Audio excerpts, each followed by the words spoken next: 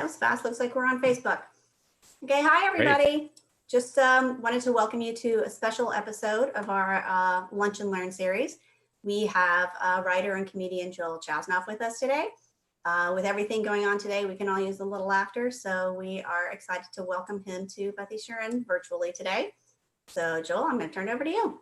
Thank you so much, Jennifer, and welcome everyone who's joining on the various portals that Beth Shuren has set up. I'm really happy to be here.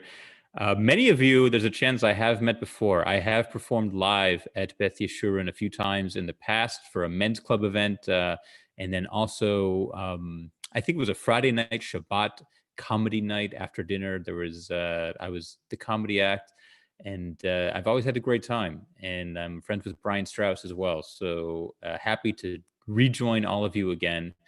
And I have many family at Beth Shuren. I won't go through names right now, but my father is originally from Bay City, Texas, and he moved up north to Chicago for medical school, and we were raised there. But a lot of our family is still in the Bel Air and Beth Shuren area. So this is sort of a homecoming for me. I'll tell you a little bit about myself, and then we'll get into the program. As I said, I have Texas roots, but I'm originally from Chicago. Grew up going to Jewish day school, conservative Jewish day school, Solomon Schechter, public high school, and then college in Philadelphia. After college, I moved to Israel and served in the Israeli army as a volunteer. And I wrote a book about that called The 188th Crybaby Brigade, which is my comedic memoir about my year in the IDF. After my army service, I moved back to the U.S. and got married, and actually got married in Israel to a native Israeli, but then came back to the U.S., lived in Chicago, where I'm from, for a few years, and then in New York, the entire time working as a stand-up comedian and a writer. And 3.5 years ago, in August of 2016, my wife and 4 kids and I returned to Israel. It wasn't exactly Aliyah, because my wife is a Sabra Israeli and I am, I'd already done the army and made Aliyah that way. It's called Toshav Choser, returning citizen, I guess. But we came back here 3.5 years ago, and we've been living in Ra'anana ever since. So I know you're doing a lunch and learn. For me, this is sort of like dessert and learn. It's almost bedtime here in Israel. It's a little after 8 p.m. My oldest 2 kids, I do want to note, my oldest 2 kids are twins who are 18, one of whom joined the army 3 months ago. She's in a unit called Abach in Hebrew, which is, in English, it would be Atomic Biological Chemical, ABC Warfare. And her unit is actually the one working on coronavirus, because coronavirus is categorized as biological warfare, as a biological agent. And so they're the ones who are doing a lot of the organization and logistical work. And her twin sister is going into the army in 4 or 5 days, this coming Sunday. She was supposed to go in about 2 weeks ago, but the army delayed all entrances to the army because of what's going on. Just one of the many, many ways that life has been experienced a little bit of upheaval here. So that's the background on me. I still return to the U.S. quite frequently to perform comedy, but I'm also doing comedy in Israel as well. And today what I want to do is I want to do a session called Jokes I Can't Tell in My Act. And the reason I can't tell these jokes in my act is because they don't quite fit. Every comedian has his own style. I have a very observational style based on reality of what Jewish life is like in America and in Israel. That's the basis of my humor. But of course, when you're a comedian, after every show, somebody comes up to you and says, here's a great joke, you can use it in your act. And many of these jokes are funny, but I can't use it in my act because it doesn't quite fit. But what I do is I keep track of all of these jokes. I write them down. I'm sort of a joke collector. I love them. And this is what I'm gonna do now. I'm gonna tell some of my favorite jokes that people have come up to me and told me after my shows. Before I dive in, I do wanna say that I would love to make this interactive a little bit. So as we go along, if you have a question, you can post that on the Facebook page. If you have a joke that you yourself want to tell, or if you have a comment on one of the jokes that I'm telling, maybe you thought it's inappropriate or offensive, or that you particularly liked it, I'd love to hear that as well. One of the hardest things for a comedian to do is to suddenly do his work with no audience feedback. One of the big attractions to me of stand-up comedy is that I always know exactly how I'm doing. If I'm doing great, I know it. If I'm not doing great, I also know that too, and I can change plans and call an audible. Over Zoom, you lose that tool to know what the audience is thinking. So I would love to hear just any insight or feedback or questions you have as we go along. Uh, Judaism really values humor. It's not just that we have a lot of Jewish jokes. I believe that humor is essential to who we are, and and the best Jewish jokes actually say something about who we are as a people and the way we think and the Jewish experience. And the whole coronavirus situation has made me think of certain jokes that are actually appropriate to what's going on. I think I'll begin with one of my favorite jokes about Jewish optimism that really applies to, what we're experiencing now.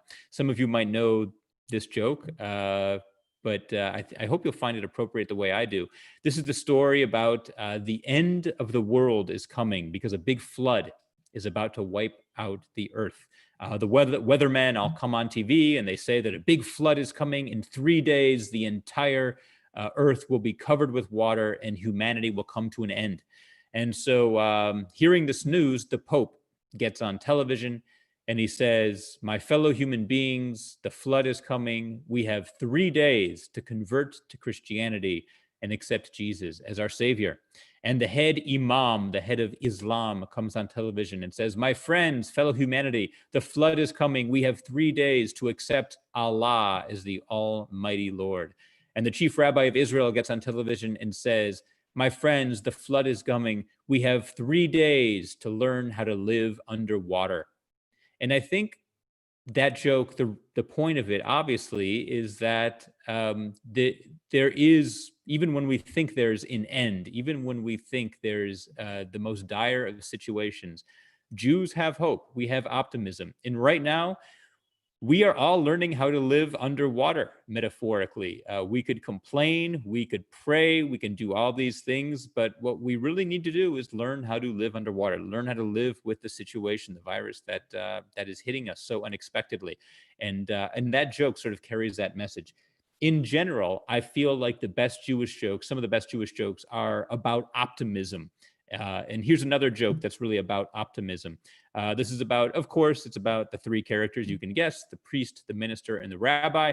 They're sitting around and they're talking about what they want people to say at their funeral. And the priest says, "At my funeral, I want people to say that I was a generous and kind human being." And the minister says, "At my funeral, I want people to say that I was always there to listen." And the rabbi says, "At my funeral, I want people to say, 'Look, he's moving.'"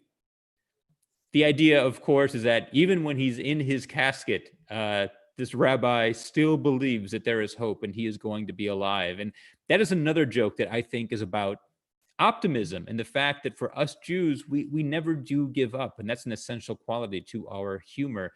And it's why humor has played such a role in the Jewish experience.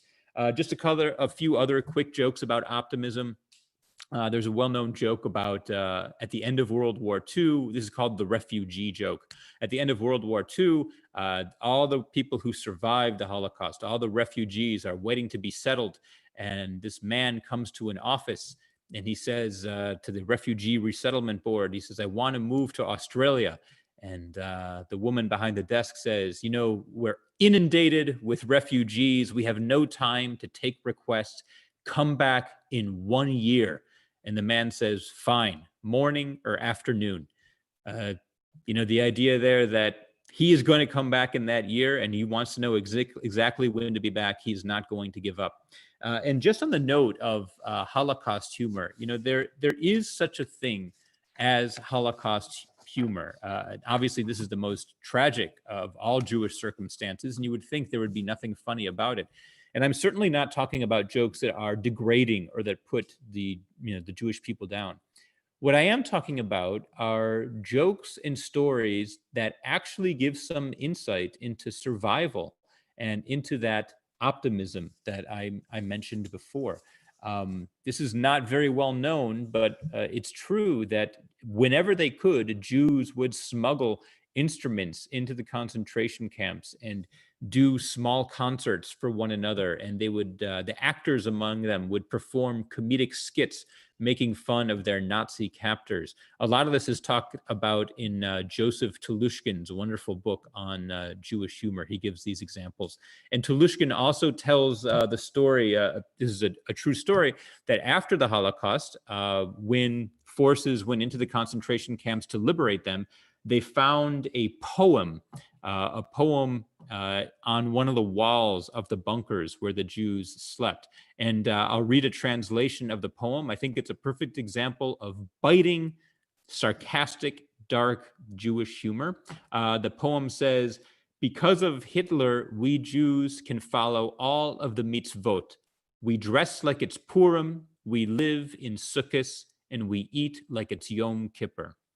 So you have to you really have to admire whoever was able to write that sarcastic and dark and somewhat humorous little poem, just making fun of the absurdity of our situation. And I think that's one of the main qualities of Jewish humor is we find what's absurd and we sort of blow it up and play with it. We can talk about rabbis. One of my favorite categories for Jewish humor is jokes about rabbis. We already had two rabbi jokes, the end of the world with the flood and the funeral. I could ask you to think to yourselves, what is the rabbi in Jewish humor? What are the characteristics of rabbis in Jewish jokes? What I would say is that they are wise. That's different from intelligent. I think they're also intelligent, but wise means that they're clever. They can see beyond just the situation that's immediately in front of them. And they have insight into the world and a handle on a situation that others might not. So I'll give a couple examples of rabbi jokes. There's the story about the barber, and a priest comes into a barber shop to get his haircut. And after the haircut, it looks wonderful. So he reaches for his wallet to pay, but the barber says, "No, no, no, you're a man of God. It's on the house. It's free." So the priest thanks him, and that afternoon he comes back with a crucifix as a gift for the barber. Well, the next day, who comes in to get his haircut? A minister, and it looks wonderful. He reaches for his wallet to pay, but the barber says, "No, you're a man of God. It's free on the house." So the minister thanks him, and that afternoon he comes back with a New Testament as a gift for the barber. Well, the next day, who comes in? Of course, the rabbi. He gets his haircut. It looks wonderful. Afterward, he reaches for his wallet to pay. The barber says, "Nope, you're a man of God. It's on the house." So the rabbi thanks him, and that afternoon he comes back with another rabbi. And I personally, I do not find this joke offensive. I think that this is just about a rabbi who can see the situation as it is. And hey, if rabbis get free haircuts, why not bring a fellow rabbi to this barber? Now, some people have said to me, "Hey, I think this is an anti-Semitic joke. I think it's about Jews only wanting a good deal. They're only after money." I personally do not see it that way. However, someone once said to me, "What if somebody not Jewish were telling the joke? Would that change whether or not you feel it's anti-Semitic?" And I have to agree. I feel if somebody was telling this who was not Jewish, suddenly this joke wouldn't be a friendly poke at how wise the rabbi is. Suddenly this might be a joke about cheap Jews only wanting free haircuts. And this brings up, a big ingredient to humor is who is telling the joke. It very much matters the source. Jokes are not equal. It really depends who's telling it. And this whole idea of who's telling the joke, it reminds me of one of my favorite episodes of Seinfeld. This is from the anti-dentite episode, and I'm just going to play a quick clip where this is where the main confrontation between Jerry and the dentist happens. Just to remind you, if you don't know it, this is the hang on one second, I'm a little technologically struggling here. If you don't know what's going on in the story, this is a dentist who converted to Judaism just a few months ago, and already he's telling jokes about being Jewish. Quick question. Is it normal for your teeth to make noises like a hissing or a chirping? George? Fine, I'll make an appointment. All right, it is cavity time. Here we go. Which reminds me, did you hear the one about the rabbi and the farmer's daughter? Huh? Those aren't matzo balls. What? Tim, do you think you should be making jokes like that? Why not? I'm Jewish, remember? I know, but... Jerry, it's our sense of humor that sustained us as a people for 3,000 years. 5,000. 5,000, even better. Okay. Chrissy, give me a shtickle of fluorite. So that was the anti-dentite episode, and the whole idea there was that this dentist had converted to Judaism just 3 months ago, and already he's telling Jewish jokes. And like many episodes of Seinfeld, I think there's actually a deeper question here, which is, who has the right to make fun of whom? How long do you have to be Jewish before you can, start telling Jewish jokes? I think that's one of my favorite episodes. And just as a little side note, if anyone here is a fan of the TV show Breaking Bad, the dentist was played by Bryan Cranston, who would later go on to play the lead role in Breaking Bad in a much, much different role. So those are some of my favorite rabbi jokes. This sort of does bring up the question also of why are there so many Jewish comedians in the first place, and why is humor such a part of the Jewish people? The traditional answer is laughter through tears, that because we've gone through so many hardships, we use humor as a way to cope. Woody Allen says that comedy is tragedy plus time, and that's certainly true. But I think there's another reason. I think the other reason is that we are a people who loves to ask questions. Jews are always asking questions, and that's who comedians are. Comedians are the people on the side of the room, not really blending in with the group. They're off to the side, taking notes, observing what's wrong with this situation. Why is this situation the way it is? They're asking questions. And we Jews have a great tradition of asking questions. In the Talmud, you'll see rabbis asking a question that's answered with another question. And this idea of answering questions with questions has become a part of Jewish humor itself. There are short jokes about this. There's the joke about the woman who turns to her husband in bed and says, "Morty, close the window. It's freezing cold outside." And he says, "No. And if I close the window, it'll be warm outside." That's a short version of the joke. And then there are longer versions of question jokes. There's the story about the man and the Jewish couple, man and woman. They have a new baby. They just give birth to a baby boy. So of course they need to hire a mohel. They need to hire the guy who's going to perform the circumcision. So someone writes down the name of the mohel that they recommend. They write down the address on a piece of paper, and they give it to the new father. And the father walks through the neighborhood looking for this address, and he finds the address. But when he gets there, lo and behold, what does he see? He sees a store that appears to be selling wristwatches, because the storefront, the window, is just full of watches. So the guy assumes that he's just got the wrong address. So he walks back to his house and finds the people who gave him the recommendation. They said, no, this is the address of the mohel. I promise you, this is the mohel. Go back to the address. So the guy walks back to the store.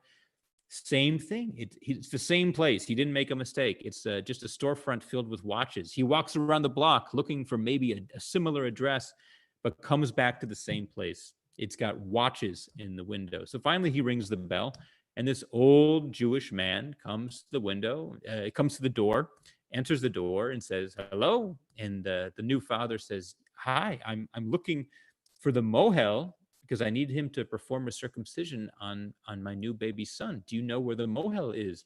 And the man said, "Yes, the mohel. I am the mohel." And so the father says, "Well, great. I'm glad I found you, but please tell me, if you're the mohel, why do you have watches in the window?" And the mohel says, "What should I have in the window?" The idea there, if you didn't get it, is that he's not going to have foreskins in the window. So instead, he's going to have watches. Jokes are always less funny when you have to explain them. But over Zoom, you can't take it for granted that everyone understood the joke. So that is the idea there. But again, a question being answered with a question. And some of you may remember the advice columnist Dear Abby, Abigail Van Buren. She was Jewish, and someone actually, this is a true story, someone actually wrote to her in the newspaper and said, "Dear Abby, I know you're Jewish. I am not Jewish, but I have many friends who are Jewish. Maybe you can tell me, why is it that Jews always answer questions with questions?" And Abby wrote back in the newspaper, "How should we answer?" So this idea of Jews asking questions, it's a well-known phenomenon. And one of the first places it appears is actually in the Torah, related to the story of Passover, which is very appropriate to where we are now. As some of you may know the story, as the Jews are coming out of Egypt, it's not pleasant. You know, they got their freedom. They crossed the Red Sea, but then it gets rough. It's hot. There's not a lot of water. They're tired. And what do they say to Moses? They don't say, "Please take us to Israel as soon as you can." They don't say, "Get us some water. We need to drink." What do they say to Moses? They say, in the form of a question, they say, "Really, Moses? Were there not enough graves in Egypt that you had to take us all the way out here? You couldn't have just buried us in Egypt." It's a very sarcastic comment, but it's actually a pasuk, a verse in the Torah in Hebrew, where they ask this question sarcastically of Moses. You couldn't have just left us, there weren't enough graves in Egypt. You couldn't have just left us there to die. I think the very first time that a question is answered with a question in the Torah happens in the Garden of Eden, in the book of Breshit in Genesis, where Cain and Abel have their spat, and Cain kills his brother Abel. And what does God say to Cain? He says, "Cain, where is your brother Abel?" And how does Cain answer? With a question. He says, "Am I my brother's keeper?" We've been doing this for a very long time. And the fact that we rely so much on questions, I think, is the reason why there are so many Jewish comedians and why Jewish humor is such a phenomenon. I want to reiterate, if anyone does have a question of their own that they want to send in, or a joke they want to share, or a comment, post it on the Facebook page, and Jennifer will send it over to me via the chat function. But I would love to hear any feedback or thoughts you guys are having. This idea of Judaism valuing humor, it's not just that it appears in the Torah, but also in the Talmud, humor is talked about. If any of you do public speaking out there, or if we have any rabbis in the crowd, there's a great piece of advice given in the Talmud to public speakers. There's a story about the Rava. This is a rabbi in the Talmud named the Rava. And in the Talmud, it says that before every lesson, the Rava would tell a joke. Then, only after his students laughed, would he continue with the lesson. It's a non sequitur. There's nothing more mentioned about this. That is the whole story. And you have to ask, why would the Talmud bother to put this story in there? I think they were giving advice to all the teachers of the world and to all the rabbis in the world. They were saying, if you really want to reach people, break them down with humor first. There's something about humor that allows you to reach deeper into people's psyche. So if you can tell a joke first, that's a great way to meet the crowd and sort of to get into their heads and allow your message to come across. A great piece of advice. There's another story in the Talmud that's told about Elijah the prophet. Someone says to Elijah, "Elijah, who is guaranteed a place in the world to come? You know, who in the world to come? Who is guaranteed a place to be there?" And so Elijah says, "I'll take you into the marketplace, and I'll show you who is guaranteed a place in the world to come." So they see a doctor, and the man says, "Is it the doctor? Is he guaranteed?" And Elijah says, "No, it's not the doctor." And they say, they see teachers, and Elijah says, "No, it's not the teacher." Finally, they come to the jester, the joker, the guy who's juggling and telling jokes and making people laugh. And Elijah points to the jester and says, the jester, he is guaranteed a place in the world to come, because he brings laughter to people. So this idea of Jews being funny, it's not just a cultural phenomenon. There is a real root in our history and in our texts of us valuing humor and why we do. If we're going to go on to the next category, I think it would be Jewish mothers. Some of the best and well-known jokes are about Jewish mothers. You can think to yourselves, who are Jewish mothers? What are they like? Probably the first words that come to mind are Jewish guilt, worrying, nagging, loving, but overly loving your children to the point of smothering your children with love. In my own stand-up act, as I mentioned, I'm a stand-up comedian. In my own stand-up act, I talk about my mother because she is a classic, I believe she's a classic Jewish mother. She gave me a lot of guilt. This is a story I tell in my act. I talk about the guilt that my mother gave me because she gave me a lot of guilt when I was growing up.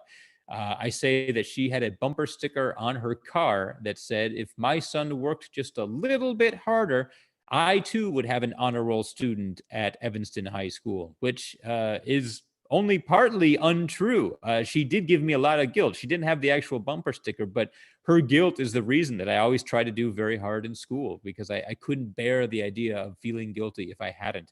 I also talk about my mother's worrying. You know, I really believe that all mothers worry. Any parent who loves their children worries. That's natural.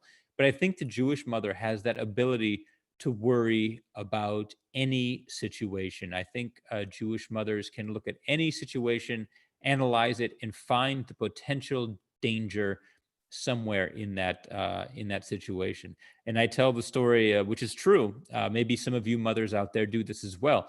That when I was a little kid, on my 10th birthday, growing up in Chicago, on my 10th birthday, my Zaidi, my Jewish grandfather, gave me a Chicago Bears football jersey with the number 34 on the back. That was my favorite player, Walter Payton.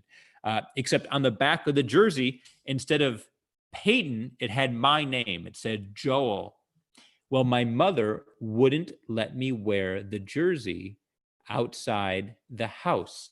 Does anyone know why? Why would my mother not want me to wear my jersey outside the house? I'll let you think about it for a second and tell the answer to whomever you're with.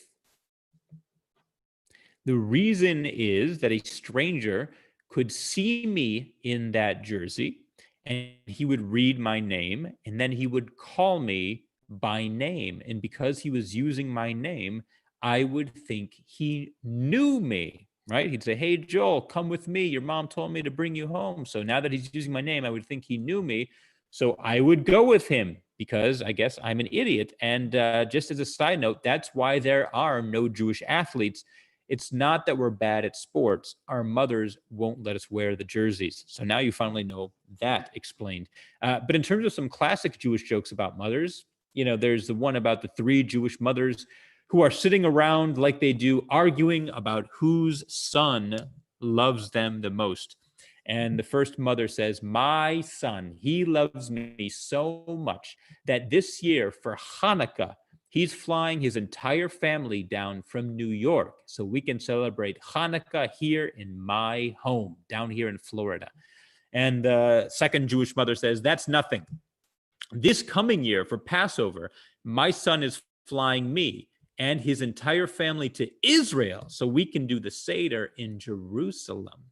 And the third mother says, that's nothing. My son loves me so much that he goes to a psychiatrist twice a week, pays him $300 an hour. And who does he talk about the entire time? Me.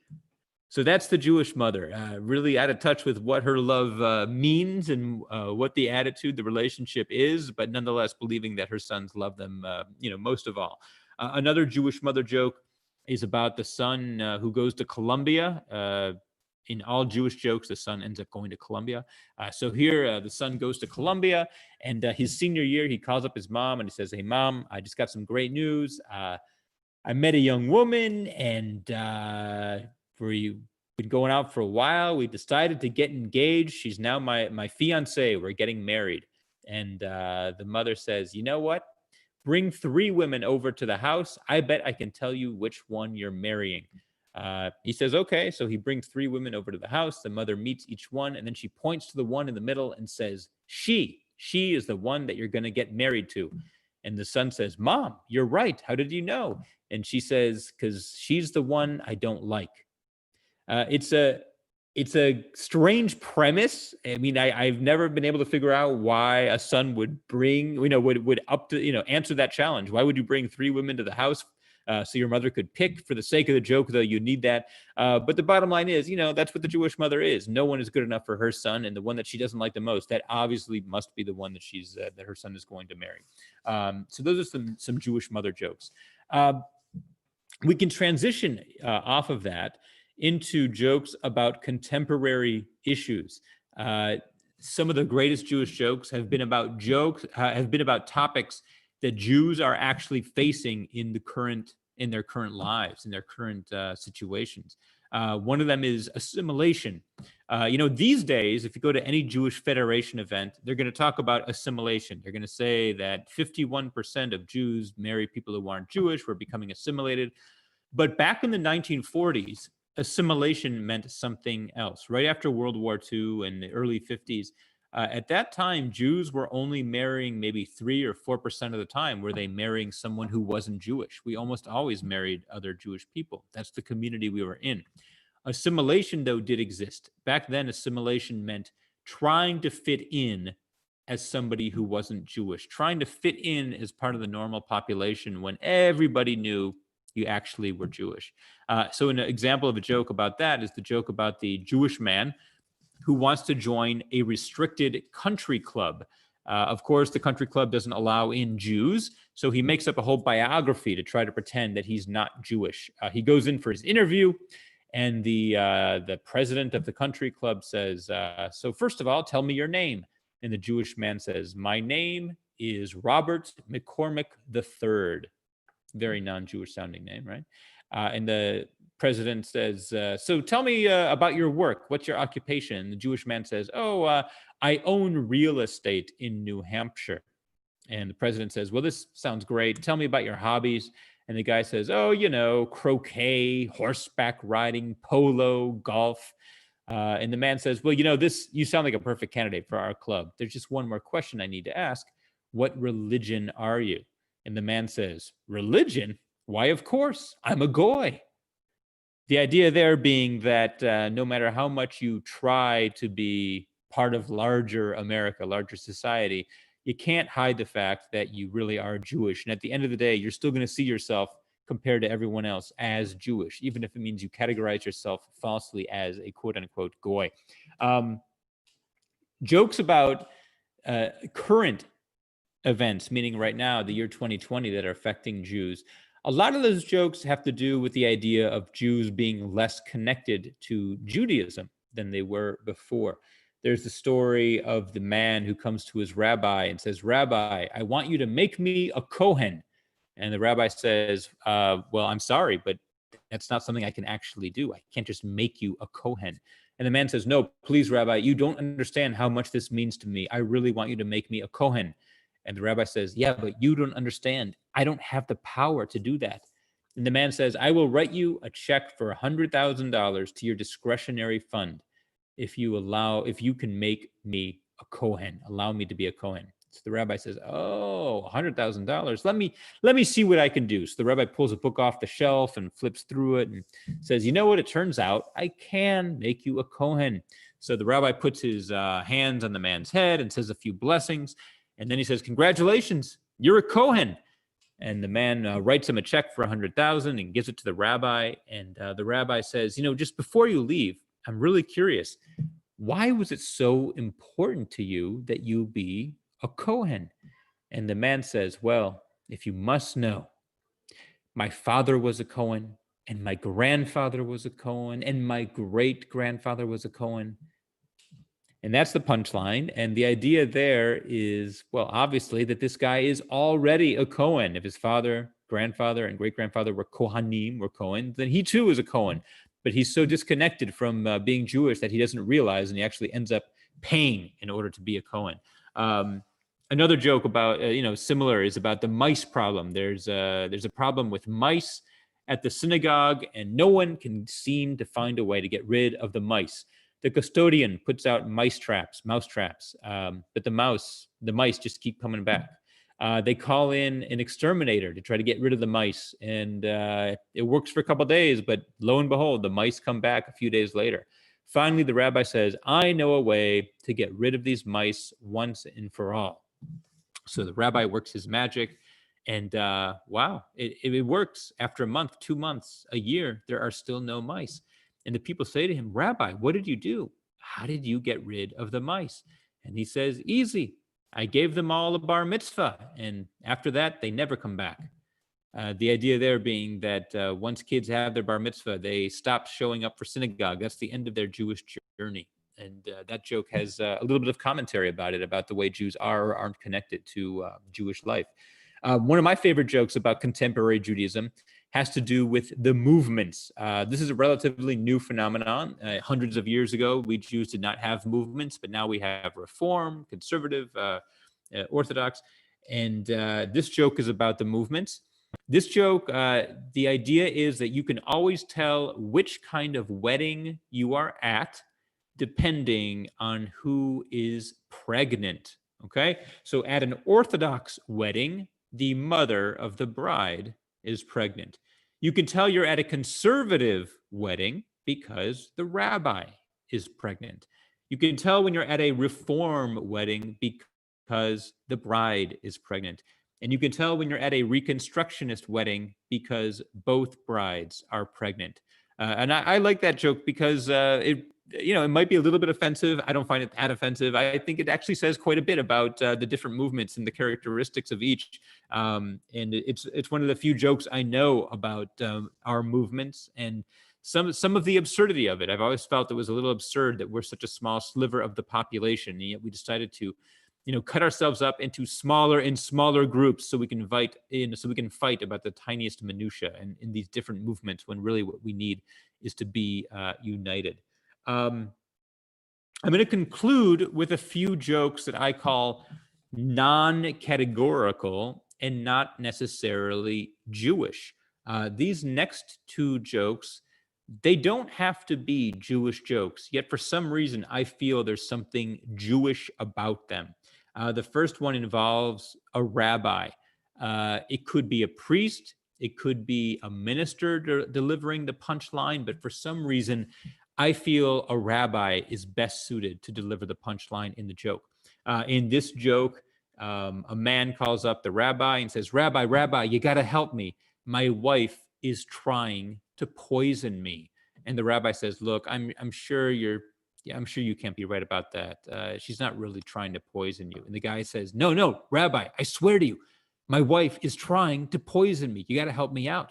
So the rabbi says, you know what? Have your wife call me tonight. I'll take care of it.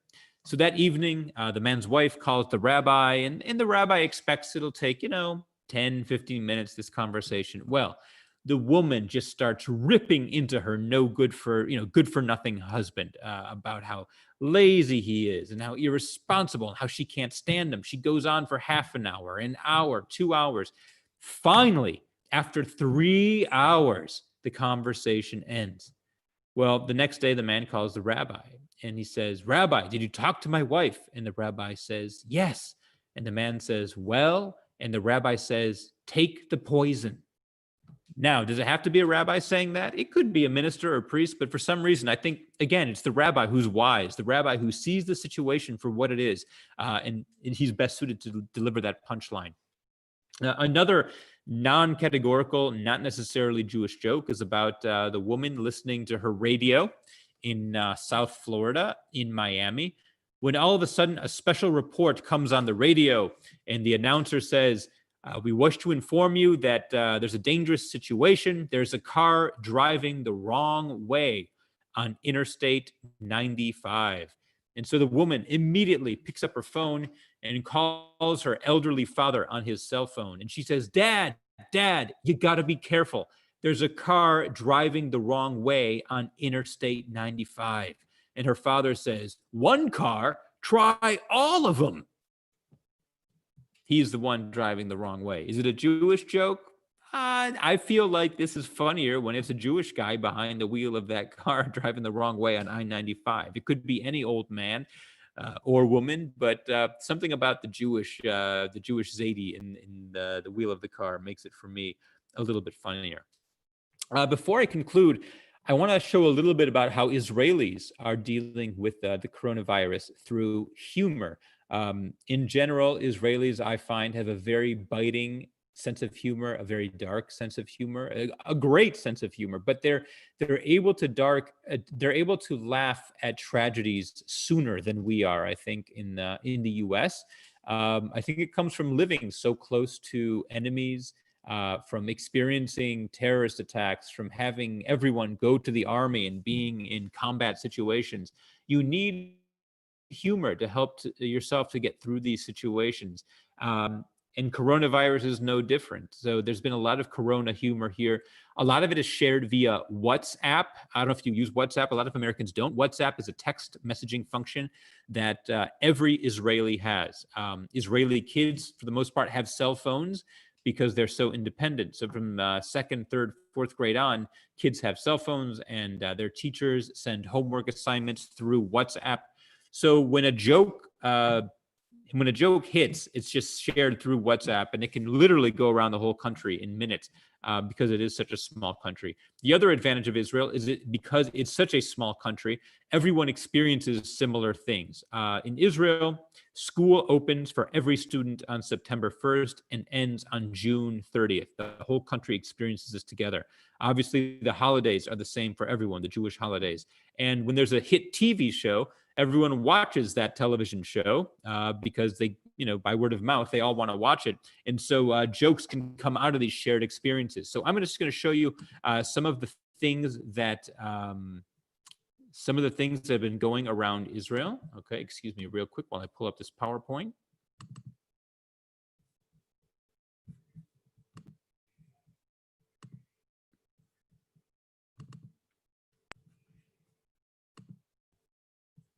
Okay, so this says, Ma Omrim Ba'aretz. What are they saying in Israel? This one's on a show on Netflix. The show in English is called Money Heist. In Hebrew, though, it's called Beit Haniyar, which means the paper factory. And it's about a bunch of bank robbers who break into the national mint in Spain, and they print their own money. And the big scene of the series is when the criminals walk out of the national mint carrying sacks of cash that they printed. Beit Haniyar, the paper factory. Except someone doctored this photo, so instead of cash, they're carrying bags of toilet paper. Lily is the #1 brand of Israeli toilet paper. And with coronavirus, of course, like everywhere, the first thing that everyone wanted to get their hands on was toilet paper. And so it was a lot of fun to Israelis to consider that there would be a paper factory where Israelis were printing their own toilet paper. This is one of the first things that went viral. This one is just a little saying that went around on WhatsApp. It says, Al tivhalu, havirus higia misin, od shavua ze yitkalkel. Translated, it means, don't worry, the virus came from China. It's going to break down in about a week. This is the whole idea of it's made in China, so it can't be that strong, can't be such high quality. This is particularly relevant to Israelis because we don't really use Amazon here in Israel for our products. We use AliExpress, which is sort of the Chinese version of Amazon. And the big complaint is that all this stuff, although it's really cheap, it always breaks down very quickly. So this idea that the virus is made in China, it's going to break down soon. Israelis really love this one. I like this one because it has a Jewish twist to it. It says, Hashana im hakorona hazot ani lo mash'ir kiseh le'Eliyahu lechu tidu efo hu histovev kodem. So this year for Passover, I'm not going to put out a chair or a cup for Elijah the prophet because of the coronavirus, because who knows what other houses he's been hanging out in. The idea that Elijah is going to bring corona into your Seder because he's been visiting and drinking from Seder cups all over Israel at everyone else's house. This one took me a while to understand. It says, Sheyivtalu et halimudim lo yikre klum im yefasfesu bet sefer. Translated, they should go ahead and just cancel classes. Nothing will happen to our kids if they just cancel school. Nothing to worry about. And I didn't understand it at first, but then I looked closely. Every word here is misspelled. So the idea is that already our kids are getting dumber by not being in school, to the point where they're not even to spell simple Israeli Hebrew words in a WhatsApp message. Lastly, this is one of the first ones to be a hit. This was shared by an Israeli Arab.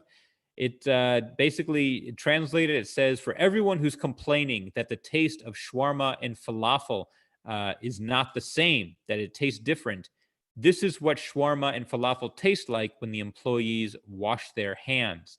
I don't know if anyone's ever had falafel or shawarma in Israel, but it's not the most sanitary place. The workers are cutting your sandwich, and then they're touching their hair and opening the cash register and handling the money, and then touching your sandwich again. They don't wash their hands. They don't wear gloves. So the joke here is that because of coronavirus, now suddenly restaurant workers are washing their hands, and suddenly the food tastes different. So this is just explaining why it tastes differently. Hey, it's because we're sanitary now. We're washing our hands. So I just want to conclude by saying that I think Israel has overall done a very good job of handling the virus. Right now, just to give you a little insight, we are not allowed out of our homes pretty much at all, unless there's an emergency situation, or if you need to go to the grocery store or to the pharmacy. But otherwise, no one is going out of their homes. You're allowed at maximum 100 meters from your house. And at this point, everyone is complying. There's also a new rule today that you have to wear a mask outside the house if you are going to a grocery store or to a pharmacy. So everywhere you look, I went out today to the grocery store and everyone was wearing masks. People line up outside the grocery store with about 6 feet between them, waiting their turn to be allowed in. And this is just so different from typical Israeli behavior. Israelis tend to be pushy and shove and a little argumentative, but I must say everyone is very quiet and going along with the rules. And I guess my question is this going to stick? Will Israeli behavior change permanently? Is this something that we might see as a permanent change, the behaviors we're adapting during coronavirus? That is the conclusion of my session. If anyone would like to chat or send in a final thought or a question, I'll stay on another minute right now if anyone has questions about either life in Israel right now, or the army experience my kids are going through, or comedy, or anything else. I'll just go ahead and stay here for another minute to see if anyone puts something on the Facebook page, which then Jennifer would send to me.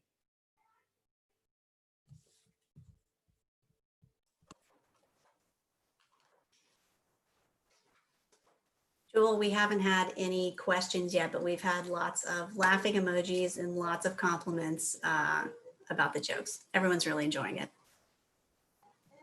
Well, laughing emojis aren't quite the same as actual laughter, but in this situation, I'll take it. I appreciate I appreciate you giving the feedback, and I'm glad to hear that you enjoyed. I have other sessions, and maybe we'll do another one. Depending on how long we're all locked down, it's likely in a month I would do another one for you. But for now, I really want to thank you for joining on. If for some reason something hits you an hour from now and you finally remember that joke you want to share it, just send it over to Jennifer and she could send it to me via email and I'll be in touch. But again, thank you so much. I consider Texas a second home. Bay City is where my dad is from. And maybe I'll see you live down there in Houston once again. Toda rabah. Have a good rest of the day, everyone. Signing off from Israel.